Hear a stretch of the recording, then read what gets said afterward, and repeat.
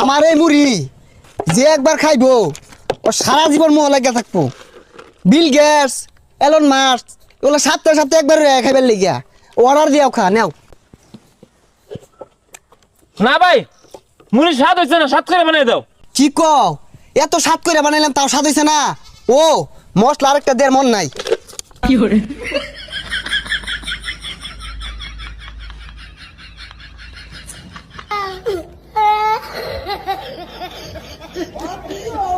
ওহন খাইয়া দেহ, স্বাদ না হইলে নাম নাই ফালাই দিয়াম। কি দিলা এটা? মামা এত জাদু আছে নাকি? আরে জাদু আছে কিন্তু আতো না, পাঁচবা। এই মশলাটা সবাইরে কিন্তু দেই না, এটা সিক্রেট মশলা। আইসে শালা বেশাস্তার হচ্ছে কি এটা 5টার মুড়ি। ও বেটা, ও বেটা, এটা কি হচ্ছে তুমি? 1টার মুড়ি দেখো 5টার মুড়ি দিছি। আরে আমি কি কইতাছ এগুলা? মুড়ির দাম বেড়ে গেছে গা, 5টা দেওয়ার বেশি দিন যেত না। তুমি না 5টা দিয়ে কমই দিছো, ওইটা সমস্যা না। সমস্যা হইতেছে 7টা কই গেল মুড়ি।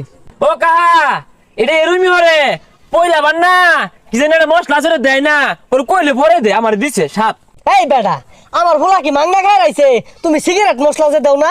ও সিগারেট মশলা আইনে করে দূর লাগবো, দিদা দি সমস্যা নাই।